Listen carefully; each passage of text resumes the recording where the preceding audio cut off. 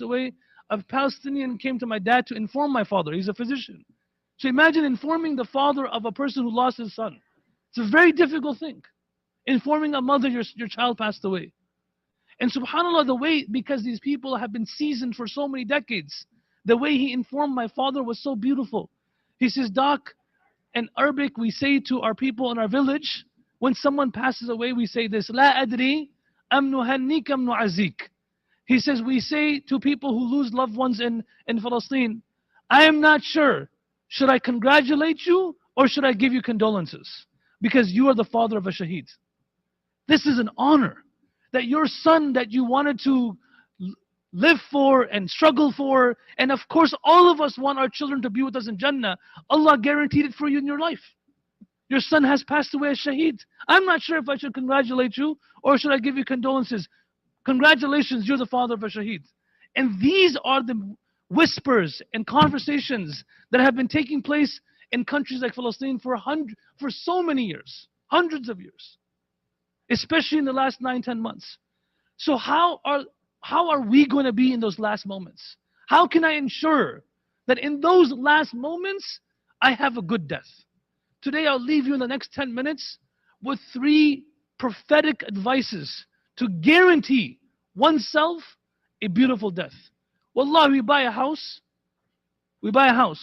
and we prepare for every corner. This tile will go here.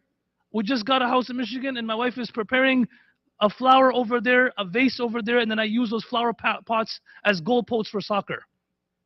This is going to go here, this carpet over here, this curtain over here, and everything in the house is planned for. We plan for every last thing in our life, but we fail to plan for the way we live this world and the way we're going to leave this world. Wallahi, our elders in the past, our mashayikh.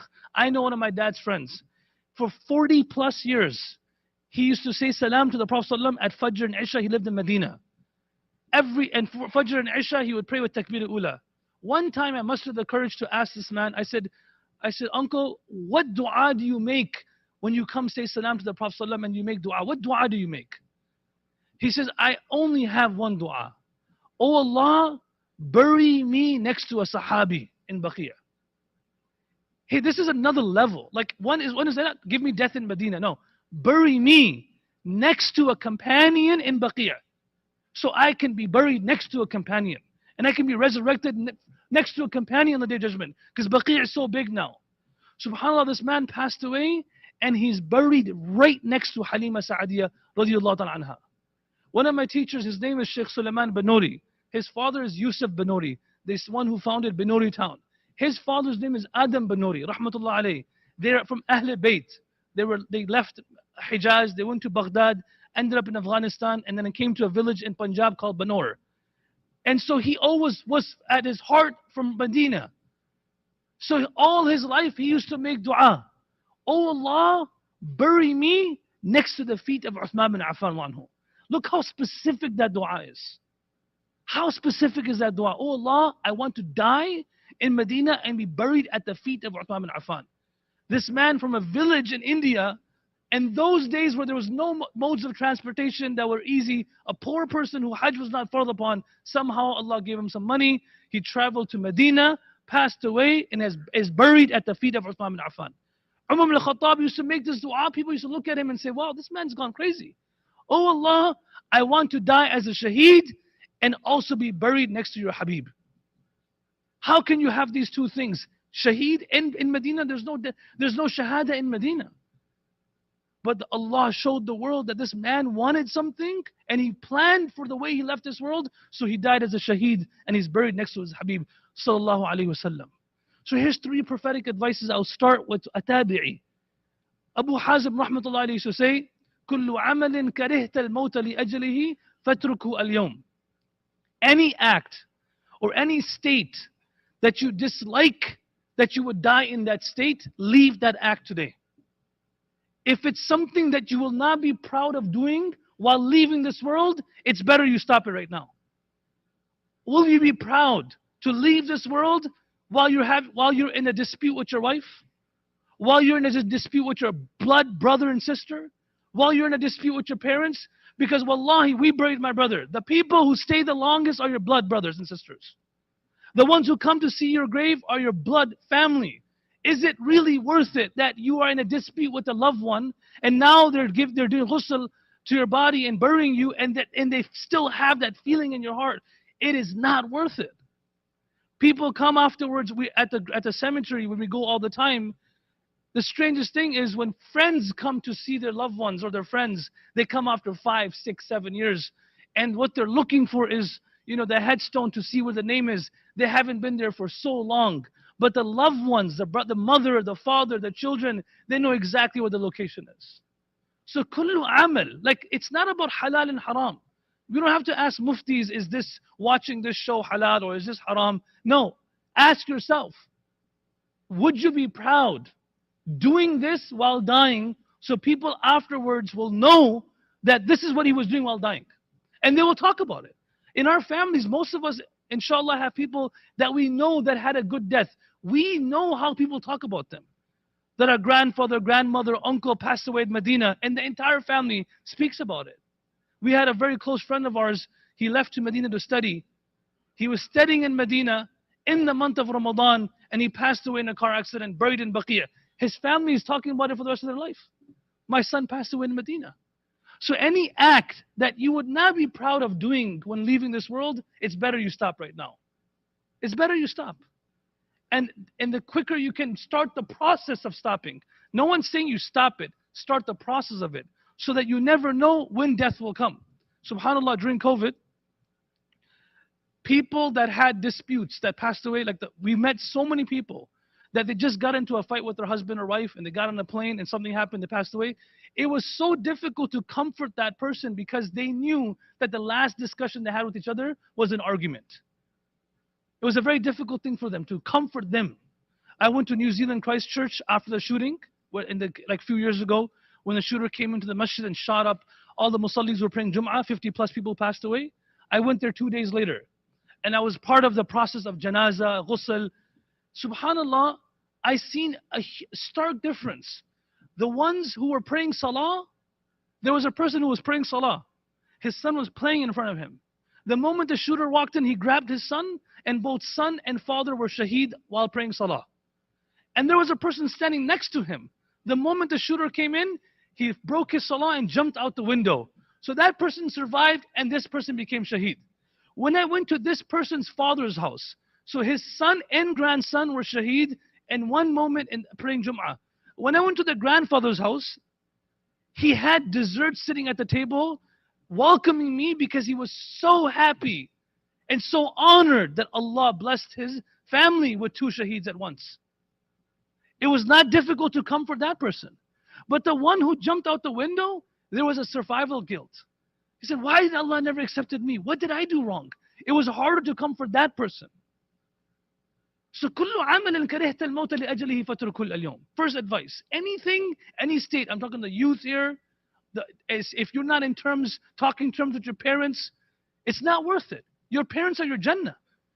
It's okay they don't understand exactly the way you live or the way you want to live. But at the end of the day, at the cemetery or at a prison, your loved ones come to you. Your blood comes to you. So no other person, when the Prophet was asked, tell me a sign of the day of judgment, the Prophet gave a beautiful answer. He says, one of the major signs of the day of judgment is you make adna sadiqahu aqsa abahu. If someone asks you who your best friend is, it's all these people that are not in your family. And your father is very distant from you. Rather, in Islam, your father should be your best friend. Developing that relationship with them. The second advice is from Hassan bin Ali, radiyallahu anhu. He used to say, Man kana yawmahu mutasawiyan fahuwa fi khusran. You want to die a good death? Live by this standard. He says, anyone whose 2 days are equal, he is the greatest loser. Equal in terms of good deeds.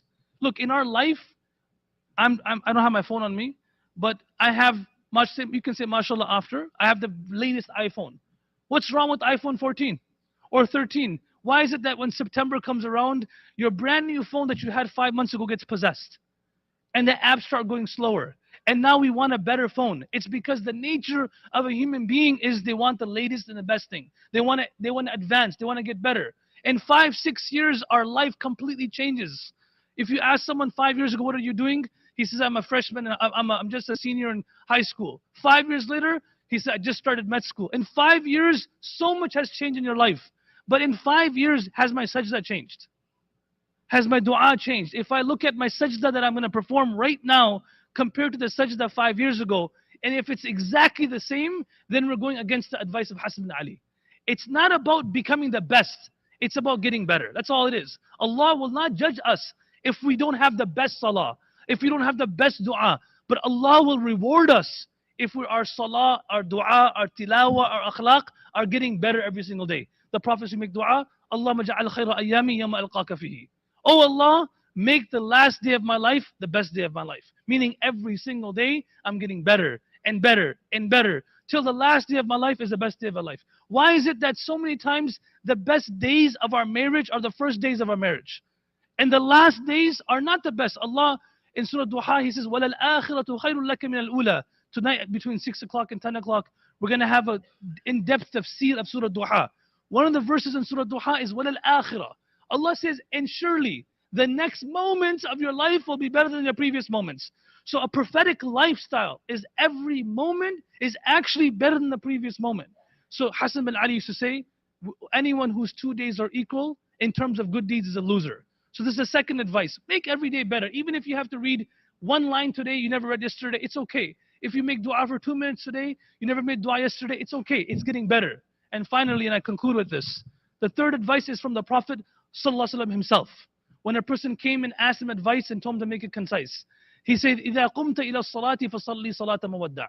He said, my friend, when you stand to pray salah as if this is your last time praying. What does that mean? Anything we do in life, do it as if this would be your final time doing it. You're sitting in front of the khutbah today right now. You're seeing me today. Wallahi al-azim, if we sat down with this thought process, that this could be the last khutbah I sit in my life, the way we pay attention is different. The way we sit with each other is different. Because have you ever seen a person walk into the hotel, the hospital, and in the hospital, their loved one has a cancer, stage 4 cancer, and the doctors tell the family that this is the last moments of their life. The family members are standing in the room not with their phones, not with their apps, they're fully focused, and they're admiring and focusing on every last detail. His eyelashes moved. I said something to him, because that's the last moment they're going to have with them in this life. So every moment you have with somebody, your salah, your tilawa, the Prophet says, make that as if this is your last time. These 3 advices, if we follow, our life will be beautiful, and inshallah the final moments of our life will be such that we will be proud of. And inshallah those around us will be proud of. Allah make us among those who have husnul khatimah. Allah make us among those who witness husnul khatimah in our lives to our loved ones. And when we leave this world in a beautiful manner. Allah make it easy for the ones who are dying with husnul khatimah at the moment in Gaza, and open it for them and make it easy for them and give them victory and give them comfort, give them shelter, give them food. And let us see a day in our lifetime that we can go to Aqsa and pray Salah in a free Aqsa. Oh Allah, give us a good life and give us the best of endings, and make us among those who are with the Prophet. For those. الحمد لله وكفى وسلام على عباده الذين اصطفى أما بعد إن الله وملائكته يصلون على النبي يا أيها الذين آمنوا صلوا عليه وسلموا تسليما اللهم صل على محمد الأمي وعلى آله وسلم تسليما إن الله يأمر بالعدل والإحسان وإيتاء ذي القربى وينهى عن الفحشاء والمنكر والبغي يعظكم لعلكم تذكرون اذكروا الله يذكركم ودعوه يستجب لكم لذكر الله تعالى أعلى وأولى وأتم وهم أكبر أقيموا الصلاة. Please make your line straight, and all those who are standing, please try to fill in the rows.